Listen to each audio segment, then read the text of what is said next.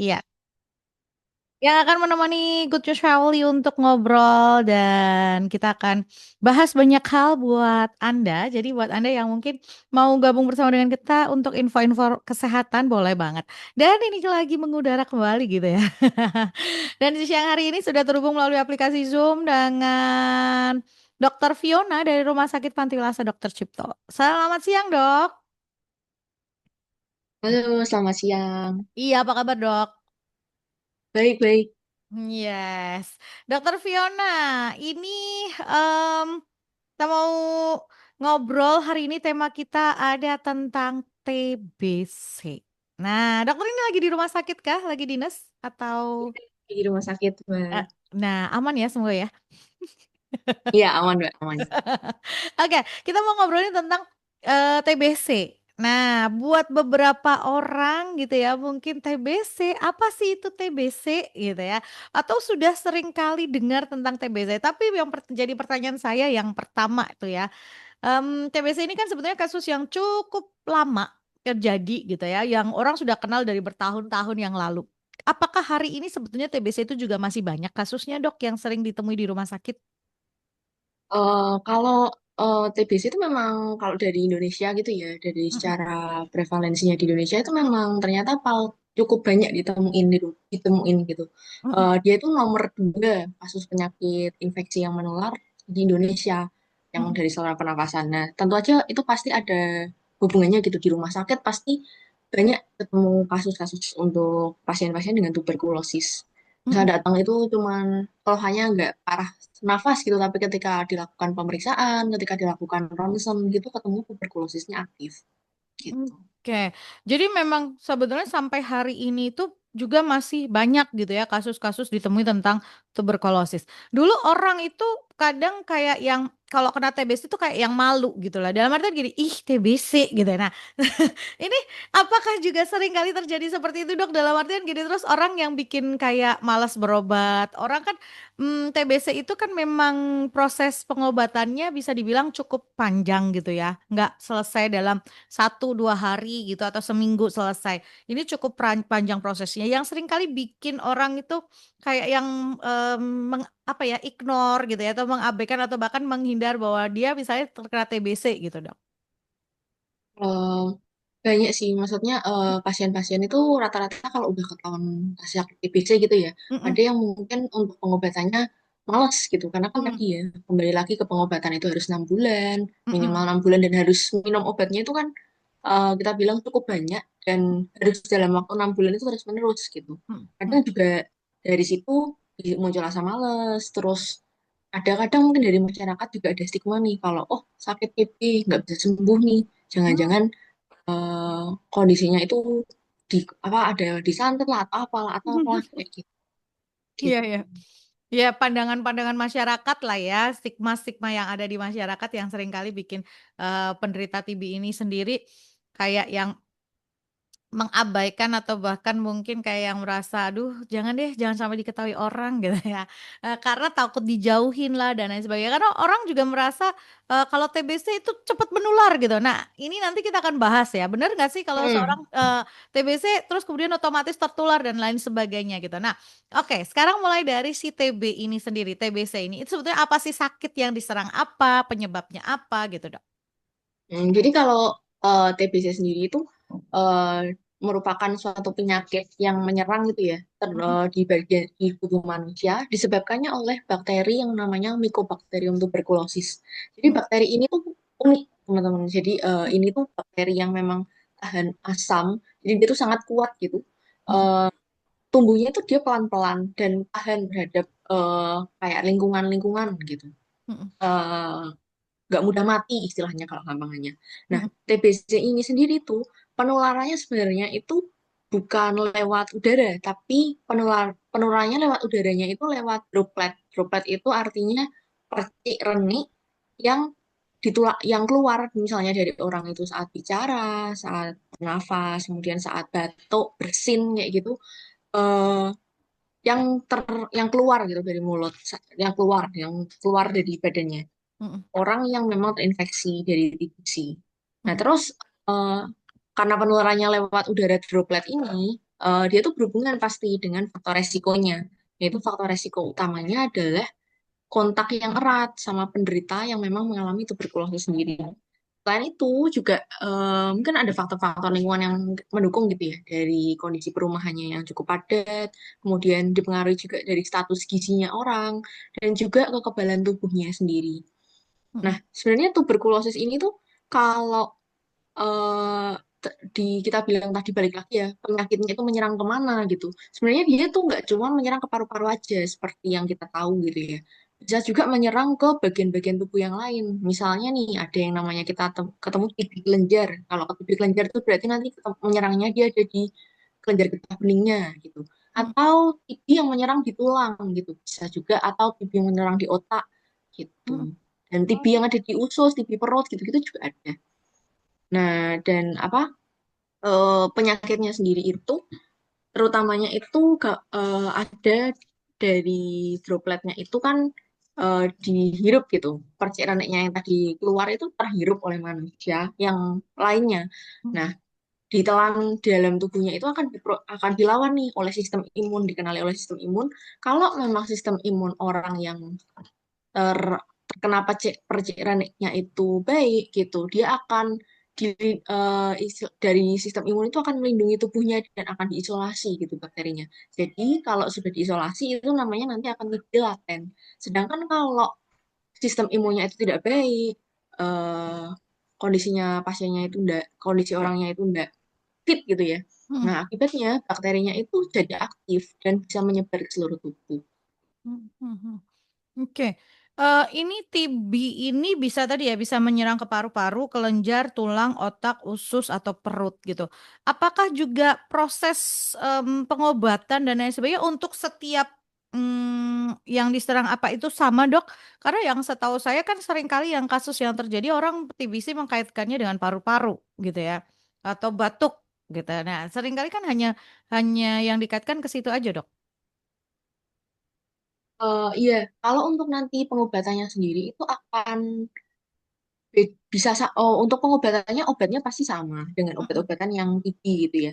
Mm-mm. Tapi untuk durasi pengobatannya nanti akan berbeda.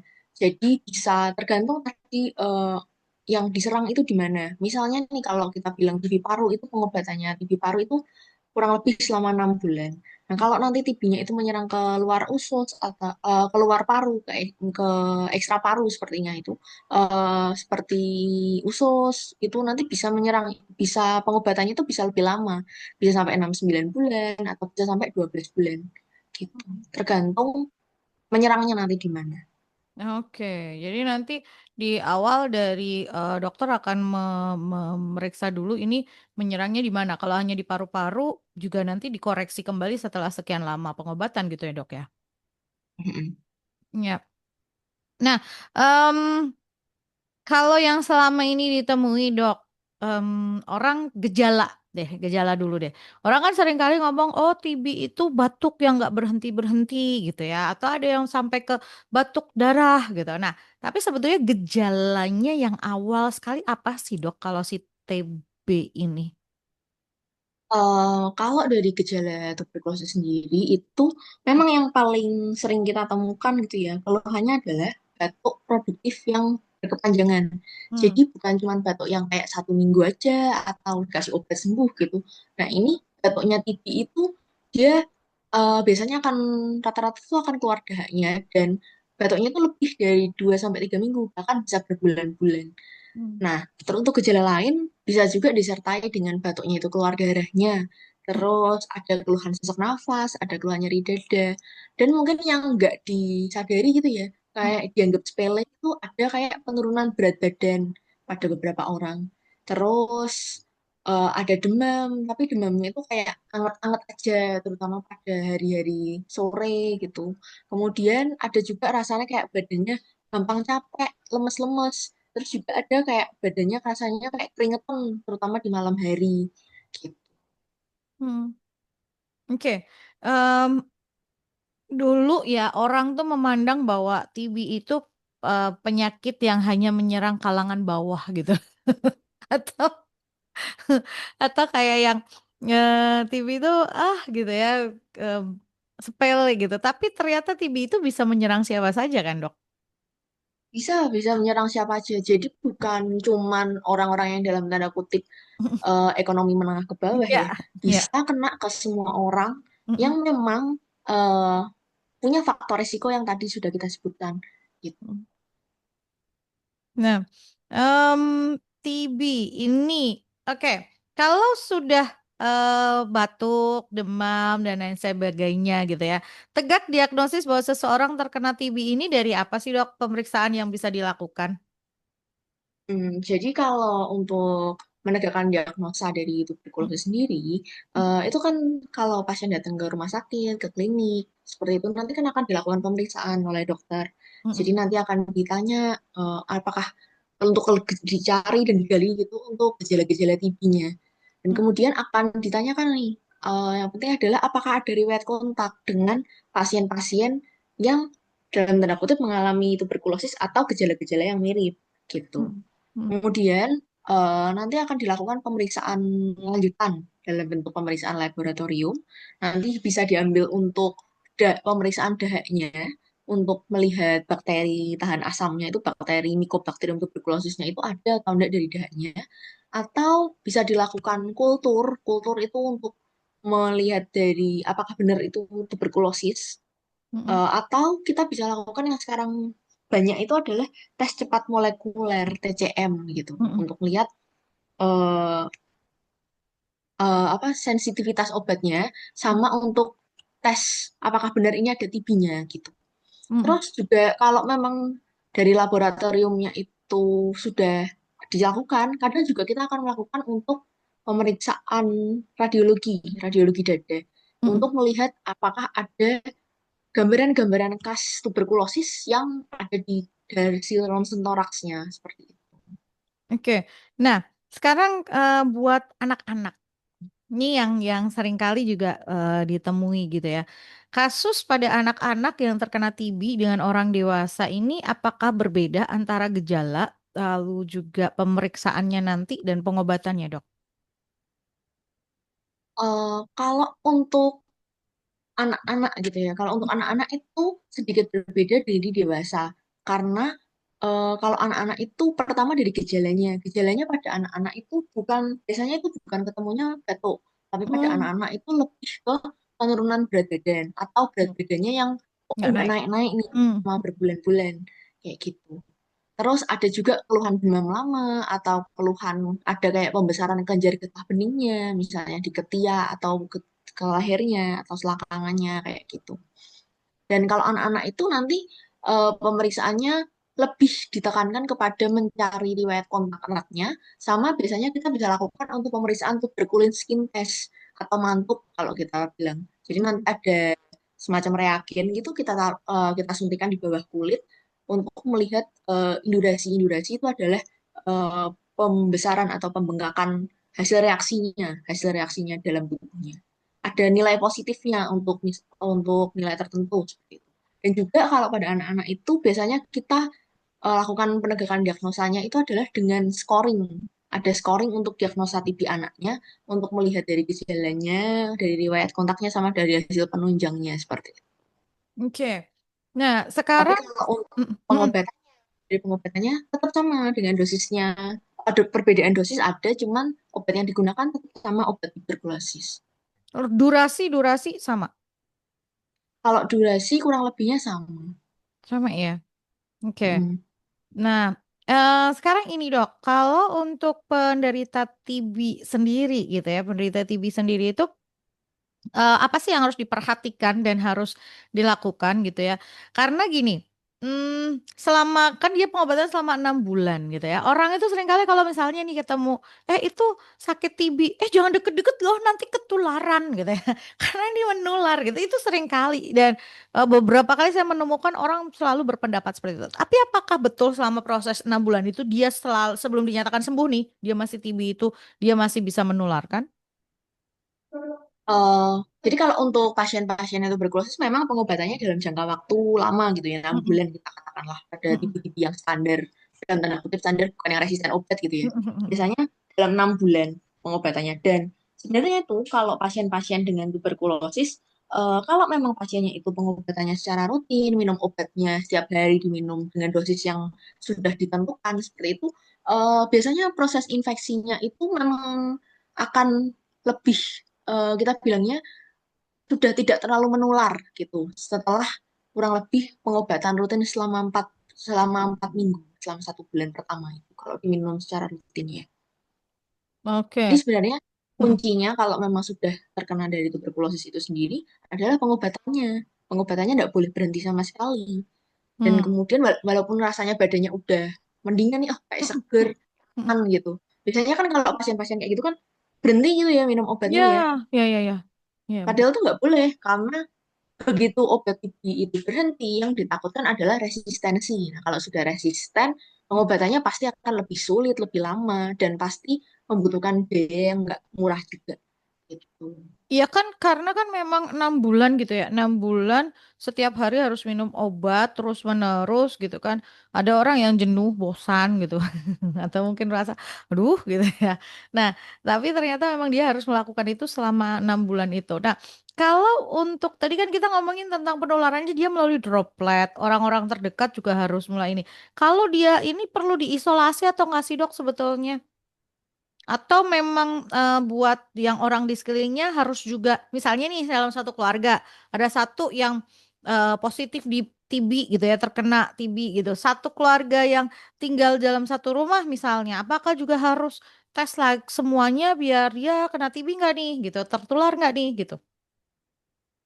Kalau untuk keluarga satu rumah sih memang lebih disarankannya untuk screening gitu ya. Screening Oke. itu bukan untuk bukan untuk bukan untuk menjudge menjudge itu kayak menjudge orang itu pasti kena Hmm. TB satu Hmm, keluarga gitu. hmm, hmm, Enggak, hmm, tapi lebih baiknya screening itu untuk dilakukan untuk melihat apakah ada potensi tertular dari hmm, TB-nya hmm, ini hmm, hmm. sendiri. Apakah sudah ternyata malah sudah ketularan? Nah, kalau sudah ketularan kan memang sudah ada harus pengobatan gitu ya. Ya. Jadi siklus TB-nya itu dalam satu rumah itu bisa diputus, nggak terulang. Nah, kalau untuk pencegahannya sendiri sebenarnya tidak perlu untuk sampai diisolasi, Hmm, tapi perlu diberikan untuk pencegahannya kayak misalnya dalam pengobatannya itu harus karena kan tadi pengeluarannya lewat droplet gitu ya. hmm, hmm. Berarti saat disarankannya menggunakan masker Masker. kalau lagi Oke. bicara, lagi batuk. Hmm, hmm, Terus juga ketika batuk atau bersin itu harus ditutup area mulut dan hidungnya supaya droplet-droplet itu tidak keluar gitu. hmm, Dan hmm, juga kalau misalnya TB kan tadi kita bilang itu kalau TB seringnya itu kan keluar dahak batuk gitu ya. hmm, hmm, Nah, dahaknya itu jangan dibuang sembarangan, hmm, ditaruh ke suatu wadah tertutup atau dibuang itu tapi disinfeksi dengan menggunakan Lysol atau Karbol atau hmm, dibuang ke toilet sampai disiram dengan bersih. hmm. Dan juga TB itu sebenarnya kalah dengan ventilasi yang baik dan sinar matahari loh. Jadi Oke. kalau memang apa resiko ada keluarga yang mengalami tuberkulosis seperti itu, eh, baiknya jendela atau pintu rumah atau rumah itu harus dibuka gitu. Jadi ada pertukaran udara yang baik, Hmm, matahari bisa masuk. Eh, jadi bakterinya itu tuh bisa mati ada pertukarannya. Dan juga oke. jangan lupa Hmm, nutrisinya ya, nutrisi dari gaya hidup sehatnya juga. Karena balik lagi TB itu kalau imunnya baik, TB-nya itu bisa cepat sembuh gitu. hmm. Jadi harus dilengkapi juga dengan nutrisi, istirahat yang cukup, hindari nih untuk alkohol atau merokok ya. Karena kan resiko untuk memperparah dari infeksi TB karena paru-parunya rusak dalam tanda kutip gitu. Oke. Jadi ternyata si kuman TB ini eh, kena paparan sinar matahari juga mati gitu. Jadi eh, sesederhana itu, tapi memang kadang orang nggak sadar dengan itu gitu ya. Nah, em, lalu untuk TB ini sendiri dok, ada efek samping nggak sih dari pengobatan TB itu? Kalau untuk efek samping pengobatan TB, eh ada ya. Jadi kan pengobatan TB itu ada dengan 4 macam obat, dengan rifampicin, dengan isoniazid, pirazinamid, seperti itu. Nah, itu tuh masing-masing obat itu pasti ada efeknya. Jadi kalau dengan penggunaan rifampicin itu biasanya yang ditakutkan tuh adalah urinnya, pipisnya itu warnanya jadi kayak warna merah atau oranye kayak gitu. Terus ada penggunaan obat-obatan kayak isoniazidnya, dia ada efeknya untuk mual, untuk nyeri lambung, terus ada nyeri-nyeri sendi, terus habis itu gangguan sulit tidur, terus ada kayak kesemutan-kesemutan di ujung jari kayak gitu. Nah, tapi kalau ada kayak gitu lebih baik kalau udah mengonsumsi obat TB itu sebenarnya nggak boleh putus. Jadi kalau ada keluhan seperti itu harus dikonsultasikan nih ke dokter. Hmm, Apakah untuk obat TB-nya ada mau diganti kah atau diberikan kontranya, diberikan suplemennya, tambahannya. oke. Jadi kalau misalnya ada efek yang dirasa pada saat minum obat TB itu, jangan terus kemudian dihentikan obat TB-nya biar gejala yang lain hilang, tapi konsultasikan kepada tenaga kesehatan kenapa nih gitu ya, ini kenapa dan ini bagaimana. Nah, terus si obat TB ini sendiri kan udah apa ya namanya, dia kan memang harus 6 bulan. Tapi apakah gejalanya berkurang dalam 6 bulan atau keluhan dan gejala itu sebetulnya pada saat dia sudah mengkonsumsi obat akan terus otomatis berkurang sedikit demi sedikit atau seperti apa sih dok? Kalau untuk gejala TB itu, Mm-mm. begitu pasien itu minum obat, gejalanya itu akan otomatis berkurang. Untuk aktivitas kumannya itu ya, untuk aktivitas kumannya itu akan berkurang dalam 4 minggu pengobatan pertama. Tapi selama 4 minggu itu kita bilangnya kumannya itu belum mati semua. Istilahnya dalam Mm, tanda kutip, kumannya kalau kita bilang gampangnya adalah masih dibuat tidak terlalu aktif seperti mm, itu. mm, mm. Jadi untuk mematikan kumannya semuanya harus dalam waktu 6 bulan tadi, dalam 6 bulan pengobatan itu. Oke. Apa akibatnya kalau orang berhenti atau putus minum obat dari obat TB ini, dari TB ini? Kalau untuk pasien-pasien yang misal tiba-tiba putus obat TB, yang ditakutkan itu adalah resistensi obatnya. Jadi, kalau sudah resisten obat, itu harus pengobatannya pertama harus diulang lagi dengan dosis obatnya itu bisa dinaikkan atau diganti dengan obat-obatan yang lebih kuat. Nah, nanti kalau sudah diganti dengan obat-obatan yang lebih kuat, itu tentu resikonya pasti akan lebih besar efek sampingnya dibandingkan dengan obat-obatan TB yang memang sudah standar. Gitu. Hmm, oke. Jadi memang kalau misalnya kumannya sudah terlanjur resisten obat, malah justru kitanya yang lebih repot lagi gitu ya, obatnya di double dosis, efeknya juga mungkin bisa double dan lain sebagainya. Jadi memang kalau 6 bulan ya 6 bulan. Nah, ada nggak sih dok? Tapi ini sering sih beberapa kali gitu ya ngobrol yang orang yang kemudian mangkir gitu lah ya minum obat kerasa enak terus habis itu nggak kontrol lagi sekian lama terus kena lagi ternyata balik lagi udah resisten obat gitu. Sering kali terjadi kah? Kayaknya kalau kayak gitu, justru Mm-mm, itu malah yang kita bilangnya bahaya ya. mm-mm. Karena resisten tuh otomatis TB-nya kumannya lebih kuat, nularnya pasti lebih cepat dong dibandingin TB biasa gitu. Nular Kasihan buat kalau sekelilingnya. kasihan untuk keluarga dan teman-teman sekitarnya nih kalau misalnya Ya. udah sampai resisten. Jadi jangan sampai putus harusnya obatnya. Mm-mm. Jadi buat Anda yang mungkin mau tanya nih tentang TB. Nah, Dok, kalau misalnya gini kan orang sering kali nih kayak batuk. Tadi kan disebutkan gejalanya, ya bisa jadi batuk, demam hangat, lemas, penurunan BB, keringat di malam hari. Ada nggak sih yang misalnya, duh dok, saya batuknya nggak selesai-selesai. Ini TB bukan ya dok? Ada yang gitu nggak sih dok? Atau malah justru ketika, oh ini TB nih, terus malah langsung, masa sih kena TB gitu? Eh, Kalau untuk gejala batuk sendiri itu nggak selalu ya tentang TB. Mm-mm, mm-mm. Jadi batuk itu kan kita bilangnya itu respon tubuh terhadap suatu infeksi gitu. Mm-mm, Kalau misalnya batuk yang TB tadi itu batuk yang tadi disertai dengan gejala-gejala lainnya, misalnya batuknya lama 2 sampai 3 minggu, terus ada mm-mm, keringat malam, badan lemas-lemas kayak gitu. Nah tapi ada juga tuh batuk yang memang nggak TB, jadi batuk infeksi saluran pernafasan. Biasanya tuh nanti batuknya itu kurang dari 2 minggu. Atau batuk yang kita takutkan tuh kayak batuk alergi. Jadi kalau batuk alergi asma itu biasanya ada disertai dengan suara sesak nafasnya atau menginya atau batuknya ngikil saat malam hari. Terus kadang ada batuk yang kita bilangnya bronkitis. itu Mm-mm. ada infeksi di bronkus atau di saluran pernafasannya gitu ya.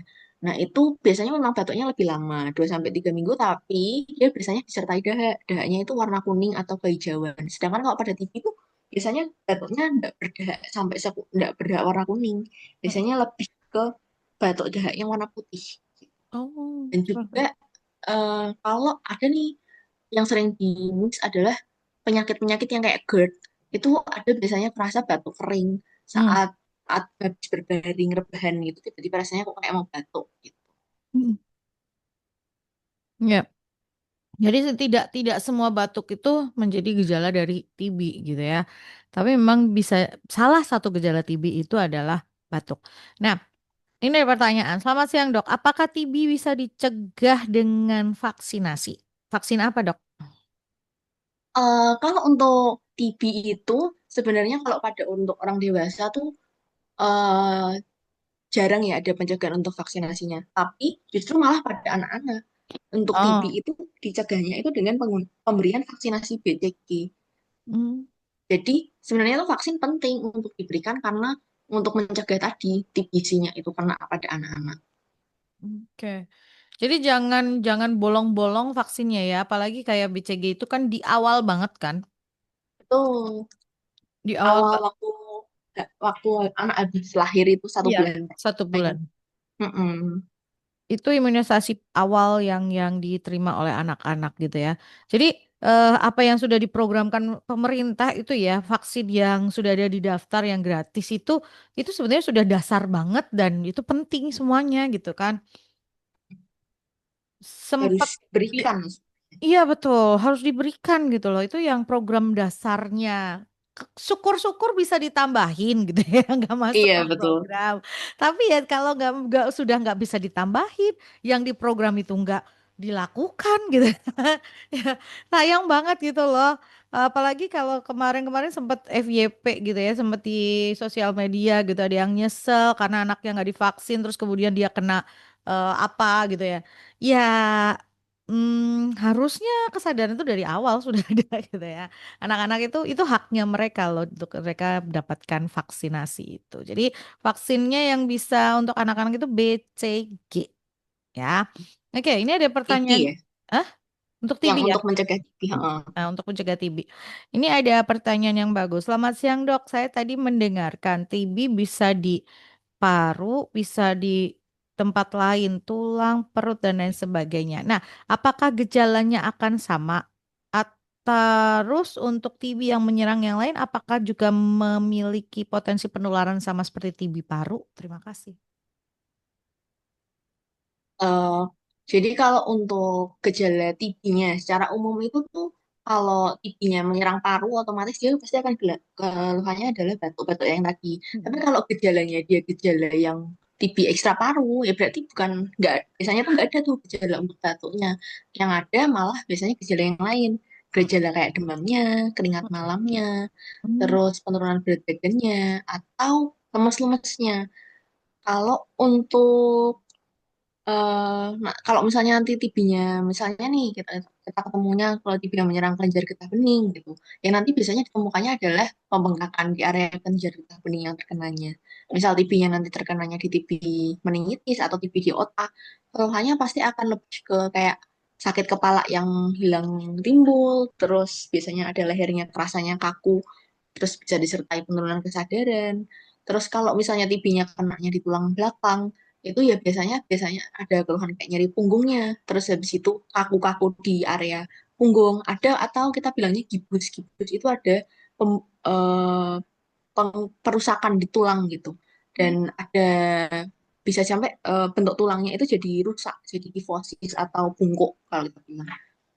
Terus yang kedua tadi untuk pertanyaannya apa tentang Kalau TB menyerang bagian lain dari tubuh selain paru, apakah potensi penularannya tetap sama seperti TB paru?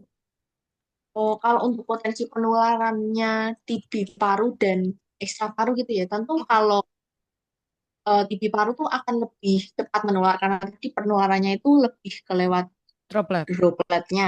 Tapi kalau untuk penularannya TB yang ekstra paru itu biasanya lebih rendah dibandingkan TB yang paru karena dia kan sudah terlokalisir gitu ya di organ tertentu tubuh gitu. Misalnya yang tadi di otak ya kenanya di otak. Jadi udah terisolir di situ. Tuh. Tapi ya tidak menutup kemungkinan kalau misalnya ada risiko penularannya tetap ada tapi biasanya sangat rendah gitu. Oke. Jadi memang bisa bisa gitu ya, bisa ke penularan tapi memang penularannya rendah. Nah, tadi Dok, kalau misalnya nih kita tahu bahwa salah satu anggota keluarga gitu ya yang ada di rumah itu terkena TBC. Sebagai anggota keluarga yang sehat atau mungkin yang lain, apa yang harus dilakukan? Ada saran nggak dari dokter?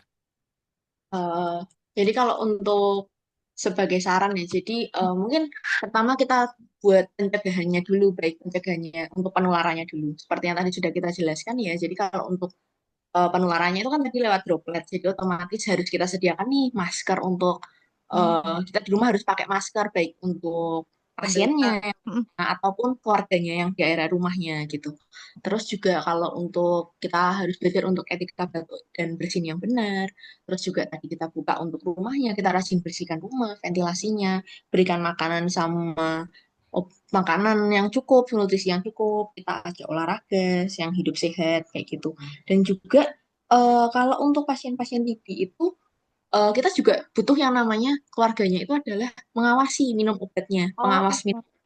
hmm, Kenapa? Karena dengan diharapkan itu kalau minum obatnya diawasi, pengobatannya itu akan berkelanjutan gitu selama 6 bulan nggak akan putus. Jadi misalnya si yang pasiennya mengalami apa males gitu dalam tanda kutip minum obat, keluarganya yang sehat itu bisa jadi support system yang baik buat si pasiennya itu. Jadi eh, bisa tetap semangat, lanjutin sampai pengobatannya selesai ya, betul. gitu. Jadi tim hore gitu ya. Mm-mm. Istilahnya tuh ada istilah pengawas minum obat gitu. Kenapa? Untuk memastikan bahwa obat itu sebagai bisa diminum gitu atau benar-benar diminum nggak dibuang nggak disimpan gitu ya. Dulu kita sempat punya ini loh testimoninya dari seorang yang kena TB sampai kemudian sembuh yang di ikutan ini di Rumah Sakit Pantilasah Dr. Cipto itu beliau itu mengatakan pengawas minum obatnya tuh bener-bener yang ngeliatin gitu ya, nungguin ngasih Hmm. obatnya terus sampai bener-bener ditelan gitu, nggak dibuang gitu kan. Karena memang orang-orang dengan TBC ini atau penderita TB paru ini memang butuh support system yang kompak untuk ya itu tadi. Kadang-kadang karena stigma masyarakat dalam tanda kutip sehingga bikin mereka kayak ngedrop secara mental. Bener nggak sih, Dok? Mm-mm, bener. Tadi kan kita udah bahas sedikit ya. Jadi kalau Hmm. dijudge masyarakat, TB, sakit TB Nah, nih, nggak mm-mm, bisa sembuh nih, nular nih, bikin bikin kondisinya nularin ke semua orang nih, kayak gitu. Itu kan otomatis pasti secara orang normal pasti akan pikiran dong, kepikiran. Jadi kayak, oh kok kayak gini ya di masyarakat. Jadi pasti otomatis akan menimbulkan rasa depresi dalam tanda kutip untuk dirinya sendiri gitu. Jadi minum obatnya pasti akan ngaruh, males-malesan dan males jadi sosialisasi gitu-gitu. Padahal nggak semuanya loh TB itu nggak bukan suatu penyakit yang nggak bisa disembuhin, bisa banget asal minum obatnya rutin. ya, asal minum obatnya rutin. Nah, ini ada pertanyaan yang bagus nih. Selamat siang dok, saya mau tanya, kalau kita berdekatan dengan penderita TBC, tapi kita nggak tahu, apakah secara otomatis kalau kuman itu masuk ke kita, kita tertular atau tergantung juga dengan daya tahan tubuh kita? Terima kasih. Ya, itu pertanyaan yang bagus ya. Jadi kalau kita dekat sama orang yang TB tapi kita nggak tahu dia TB, kan banyak Mm-mm. gitu ya. Kan Mm-mm. kayak cuma batuk-batuk doang, tapi kan kita nggak ngeh nih kalau ternyata itu karena Mm-mm. TB. Mm-mm. Nah, sebenarnya tuh tergantung balik lagi ke sistem imunnya. Jadi kalau misalnya droplet TB-nya itu terpercik gitu, tapi masuk ke tubuh kita, tapi kalau sistem imun tubuh kita baik ya nggak akan terjadi apa-apa. Gitu. Mm. Tapi begitu sistem imun tubuhnya kita drop, nggak baik, akibatnya TB-nya itu pasti akan aktif. Oke. Ini pentingnya ini ya kalau misalnya Anda yang misalnya karena kita kan nggak ngerti ya orang kena TBC terus si orangnya sendiri juga misalnya dia belum belum ke fasilitas kesehatan juga mungkin dia juga nggak tahu bahwa dia terkena TBC misalnya. Ini pentingnya kalau misalnya kita ada di luar, perilaku hidup sehat tetap kita lakukan gitu ya. Terus gunakan masker misalnya dengan naik di kendaraan umum atau di tempat kerumunan. Itu jadi kayak harus harus kita memandang itu sebagai satu protokol yang penting gitu ya, Dok ya. Hmm. Jadi apalagi di era yang post COVID ini ya, jadi Mm-mm, kan mm-mm, kayak lebih kita dalam tanda kutip lebih baik parno duluan nih kalau ada orang yang batuk-batuk mm-mm. di sekitar kita, mending kita langsung pakai masker untuk pencegahan diri kita, kan pasti akan lebih baik kalau memang untuk mencegahnya gitu ya, dibandingkan kalau kita udah sakit kan akan repot karena pengobatannya tadi dalam jangka waktu lama Ya, gitu. betul. Jadi kayak gunakan masker, terus cuci tangan gitu ya, perilaku hidup sehat PHBS gitu ya. Cuci tangan setelah kita dari luar dan lain sebagainya. Itu memang jadi kayak harus jadi kebiasaan gitu. Karena kita nggak ngerti gitu. Misalnya nih contoh gitu ya, saya yang sering kali gunakan kendaraan umum untuk kemana-mana gitu ya. Kan kita nggak tahu ketika desek-desekan gitu.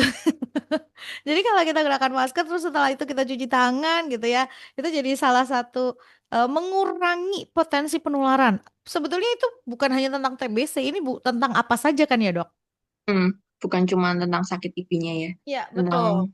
penyakit-penyakit yang lain di sekitar kita juga yang potensinya menular lewat situ juga bisa terhindar kalau kita menerapkan PHBS itu. Iya, betul. Jadi ini jadi hal yang penting. Terus juga tadi kayak apa namanya? Daya tahan tubuh. Daya tahan tubuh em, yang menjadi satu hal yang penting untuk kita ya itu tadi naik tingkatkan daya tahan tubuh imun tubuh. Terus tadi ya berjemur. Tadi kan ternyata si Kuman TV ini takutnya sama matahari gitu ya, sama sinar matahari terus udara yang makanya penting untuk misalnya di rumah kita bersihkan terus kita buka sinar matahari bisa masuk, ventilasi yang baik gitu ya, Dok ya. Iya, tentang ventilasi, tentang sinar matahari Mm-mm. untuk mengurangi infeksi di rumah gitu. Iya betul, untuk mengurangi infeksi di rumah. Oke, ini ada pertanyaan yang masuk. Selamat siang dok, mau tanya, apakah batuk TB itu selalu batuk berdarah, Dok? Karena saya sering kali dengarnya seperti itu. Makasih. Eh, Kalau untuk batuk TB, apakah selalu batuk berdarah? Enggak selalu sih. Jadi kalau batuk berdarah itu biasanya itu kalau sudah bakteri dari TB-nya itu bikin kerusakan nih. Kena menyerangnya sudah sampai ke pembuluh darahnya sampai di jaringan-jaringan parunya yang bikin rusak akibatnya batuknya keluar darahnya. Tapi kalau untuk batuk TB itu sendiri sebenarnya lebih ke batuk biasa gitu. Hmm. Mm-mm. Batuk biasa yang berdahak. Oke, batuk biasa yang berdahak.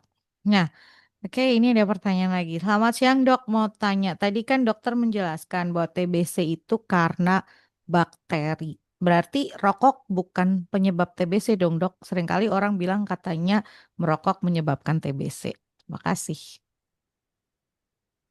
Eh, Kalau kita bilang rokok penyebab TBC itu, rokok itu bukan penyakit yang apa, bukan penyebab langsungnya dari TBC, tapi rokok itu malah bikin rentan dalam tanda kutip untuk menjadi faktor resikonya pada orang-orang yang mengalami TB. Kenapa? Karena kan pertama nih, rokok itu kan namanya ngerokok itu kan asapnya dan lain-lainnya itu menyebabkan kerusakan dari paru-parunya. Nah, merusak istilahnya dalam tanda kutip itu kita bilangnya imunitas yang memang sudah disediakan Tuhan untuk paru-paru kita. Jadi ada, kalau kita lihat secara mikroskopis itu paru-paru kita tuh ada semacam kita bilangnya apa ya, silia. Silia itu adalah kayak rambut-rambut gitu, rambut-rambut secara mikroskopis yang memang untuk menghalau bakteri-bakteri, menghalau kuman yang masuk gitu. Jadi kalau itu sudah lemes, sudah tidak bisa bekerja dengan baik, otomatis kan bakteri pasti akan lebih bisa masuk. Gitu. Si TB-nya ini pasti akan bisa lebih masuk. Terus yang kedua, karena rokok itu bisa menyebabkan imunitas dalam tubuhnya kita, sel-sel imunnya itu lebih lemes, lebih tidak bisa bekerja dengan baik untuk membunuh si TB-nya itu. Gitu. Terus Mm-mm. juga kalau rokok itu sebenarnya kan bikin rusak paru-paru, makanya lebih rentan untuk mengalami infeksi dibandingkan pasien-pasien yang tidak melakukan rokok gitu. Ya. Nah ini eh yang mitos-mitosnya tadi ya merokok itu tadi pertanyaannya bagus sih. Merokok itu bukan penyebab tapi itu menjadi salah satu faktor resiko karena otomatis daya tahan tubuhnya nggak bagus gitu ya ketika masukan bakteri itu bisa menjadi kemudian jadi terkena TB tadi gitu. Udah gitu orang batuk-batuk kan. Terus ini apa TB. Nah, oke, Dok. Beberapa kali tadi sempat si Ningrum sudah tanya juga ini, tapi mungkin ini diperjelas juga buat pendengar gitu ya. Sebetulnya kita mau mau bagikan satu hal pengertian bahwa berdekatan, bergaul dengan penderita TBC itu tidak terus kemudian otomatis terus kemudian kita tertular gitu. Karena seringkali ketika kita ngomong si ini kena TBC gitu. Wih, nular tuh, jangan deket-deket. Seringkali terus kemudian stigmanya masyarakat itu jangan dekat-dekat. Akhirnya si penderita ini dijauhin dan lain sebagainya. Sampai kemudian si penderitanya jadi kayak yang nggak mau untuk speak up. Terus kayak yang nggak mau untuk ke dokter untuk periksa atau mungkin untuk minum karena merasa bahwa nanti kalau saya ngomong saya penderita TBC nanti saya dijauhin. Nah, ini gimana dok? Kalau ini karena sering kali dan sampai hari ini saya sering dengar yang hal seperti itu dok.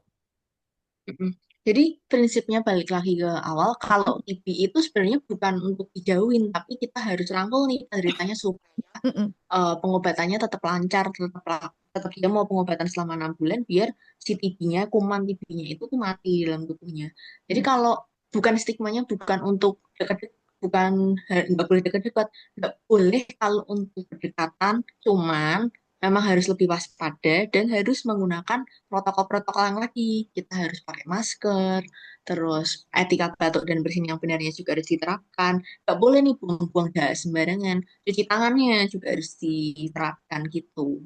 Ya, jadi eh, jangan terus kemudian kita langsung judgement tadi ya, kita ngomong judgement terus kita bilang jangan deket-deket, dijauhin dan lain sebagainya. Itu sudah pandangan yang kuno sebetulnya. Karena kita sudah tahu cara menularnya seperti apa, kita harus lebih waspada. Terus kita sudah bisa mencegah itu gitu ya dengan kita gunakan masker, lalu PHBS tadi cuci tangan dan lain sebagainya atau imun tubuhnya kita di em, apa sih? Dikuatin gitu ya imun Kan tubuh kita baik gitu. Nah, lalu, oke, ini ada pertanyaan selanjutnya, Dok. Kalau seseorang pernah terkena TBC, terus kemudian sudah dinyatakan sembuh, bisa nggak suatu hari nanti dia terkena TBC lagi? Terima kasih.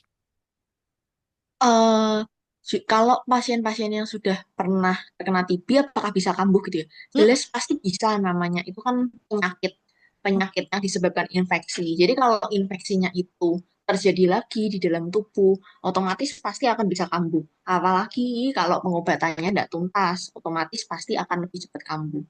Terus mm, juga kadang TB itu diperparah juga sama faktor kondisinya pasien. Kalau misalnya pasien yang tidak ada komorbid, tidak ada penyakit bawaan yang tidak ada bawaan penyakit lain atau tidak ada penyerta penyakit lain, biasanya kalau sudah sembuh ya akan untuk relapse-nya itu bisa, tapi nggak secepat kalau pasien-pasien yang memang sudah memang punya faktor resiko kekebalan tubuhnya yang lemah, seperti misalnya pasien-pasien yang sudah dengan diabetes, dengan infeksi HIV seperti itu, atau atau memang pasien-pasien yang dengan gizi buruk, yang biasanya kalau pasien-pasien seperti itu resiko untuk kekambuhannya pasti lebih tinggi. jadi kalau dengan komorbid memang perlu untuk diperhatikan gitu ya. Hmm. Perlu untuk diperhatikan, perlu untuk lebih aware lagi seperti itu ya. Tapi memang kalau untuk yang pasien-pasien dengan komorbid memang harus lebih bisa jaga diri istilahnya gitu ya, biar biar dia tidak tergampang tertular dengan virus-virus atau bakteri-bakteri yang lain gitu sebetulnya ya, Dok ya. Iya, betul. Nah, ini dia yang harus diketahui gitu kan tentang TBC. Ini TBC mungkin orang ngomong ya ampun TBC di tahun 2025. Tapi ternyata memang kadang-kadang pandangan masyarakat aja masih hmm, Iya, kalau dibilang masih sama kayak dulu gitu. Padahal sebetulnya dunia sudah berkembang, kita sudah bisa tahu bahwa kita sebetulnya bisa mencegah penularannya, kita bisa lebih waspada, bukan untuk dijauhi tapi dirangkul, disupport gitu ya. Tadi seperti yang Dokter Fiona di awal sampaikan, butuh support system sebetulnya untuk dia em, bisa teratur minum obat, bisa teratur kontrol, bisa teratur untuk menjaga imun tubuhnya, seperti itu ya dok ya. Iya, heeh. Harus didukung bareng-bareng biar sembuh sama-sama balik lagi ke fungsi normalnya dia sebagai orang gitu. Iya betul. Waktu itu yang cerita di sini itu yang jadi pengawas minum obatnya itu bukan saudara tapi justru teman, teman dekat gitu ya. Dia yang jadi pengawas minum obatnya, terus dia yang pastikan nih ini minum nih gitu ya. Ini ditemanin untuk kontrol ke dokter, diingetin kalau obatnya habis sudah belum, terus harus kontrol kapan. Nah itu benar-benar disupport dan sampai kemudian dia sembuh ya. Nah, di Rumah Sakit Pantiwilasa Dokter Cipto itu juga tersedia klinik khusus untuk penderita TBC ya, Dok? Ya, jadi kalau untuk Panti Asuhan Dokter Cipta itu kita kan ada dokter spesialisnya, kita punya dokter spesialis paru, terus punya dokter spesialis penyakit dalam, yang tentunya kita ada ahlinya gitu untuk sudah ahli untuk menangani pasien-pasien dengan tuberkulosis seperti ini. Oke, tapi kalau misalnya baru awal gitu ya, baru kecurigaan untuk terkena TBC, itu bisa kalau misalnya masyarakat gitu ya, ke vaskes terdekat, ke periksa ke dokter untuk dicari tahu bisa kan sebetulnya? Boleh. Jadi kalau untuk mau ke vaskes satu dulu, Mm, boleh dari kliniknya atau vaskes BPJS-nya atau ke puskesmas, boleh mm, banget karena sebenarnya tuh obat-obat TB ini tuh sudah tersedia di puskesmas-puskesmas. Jadi memang sudah diprogram oleh pemerintah gitu. Memang fokusnya pemerintah itu adalah untuk membuat kasus TB ini turun gitu di Indonesia, biar nggak jadi yang nomor dua lagi gitu. Iya loh, Eh, sedih.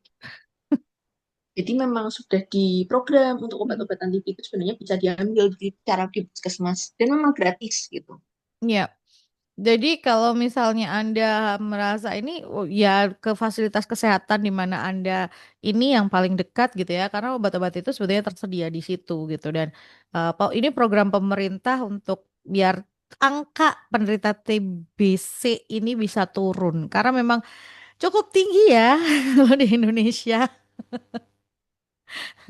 Sedih sih sebetulnya di era sekarang gitu TBC itu masih cukup tinggi. Nah, yuk jadi kalau misalnya Anda juga ada di lingkungan Anda ya mulai jaga diri kita, mulai imun tubuhnya diperbaikin. Kalau misalnya ada ya diingatkan 6 bulan itu memang cukup panjang tapi asal gitu ya, asal yang ada support system pasti akan terasa mudah gitu ya, Dok ya. Iya, betul. Nah, didukung oleh rame-rame pasti akan lebih mudah dibandingin berjuang harus sembuh sendiri ya. Ya betul, didukung rame-rame, orang-orang sekelilingnya bisa support, orang-orang sekelilingnya bisa dukung, pasti akan lebih mudah gitu untuk melewati. Oke, dok terakhir, ada pesan atau kesimpulan dari apa yang kita bahas buat pendengar di siang hari ini? Mungkin untuk kesimpulannya, jadi tuberkulosis ini adalah suatu penyakit infeksi gitu ya, dan karena dia penyakit infeksi, otomatis kalau kita berikan obat, minum obat secara rutin selama 6 bulan, dan juga diawasi dan disertai gaya hidup yang sehat gitu, penyakit ini bukan nggak mungkin untuk disembuhkan. Jadi pasti penderita-penderita TB ini pasti bisa sembuh asal tadi dijaga semuanya dan harus minum obat secara rutin. Dan kalau memang takut ada gejala-gejala mengarah ke TB, gitu bisa diperiksakan ke fasilitas kesehatan terdekat. Kalau mau ke kliniknya boleh, atau mau langsung rumah sakit ke Panti Ulasan Dokter Cipta boleh nanti biar bertemu dengan dokter penyakit dalam atau dokter paru kami. Nanti biar kita akan lakukan pemeriksaan secara berkesinambungan, berkelanjutan gitu untuk menegakkan diagnosa ini. Gitu. Oke, jadi bisa datang langsung ke Rumah Sakit Pantiwasa Dr. Cipto Semarang untuk di poli dokter umum dulu, sampaikan keluhannya atau sampaikan ini, nanti dokter juga nggak langsung judgement bahwa ini TB, tapi memang butuh pemeriksaan penunjang dan itu akan dilakukan gitu ya, pemeriksaan penunjang lab dahak lah atau apapun itu, bahkan sampai tadi yang sudah dijelaskan oleh Dokter Fiona sampai ke foto ronsen gitu ya untuk tahu sebetulnya apakah benar ini mengarah ke TB atau tidak. Jadi ini bisa dilakukan gitu ya. Silakan Bu Shirley bisa ke Rumah Sakit Mantilasa Dr. Cipto Semarang.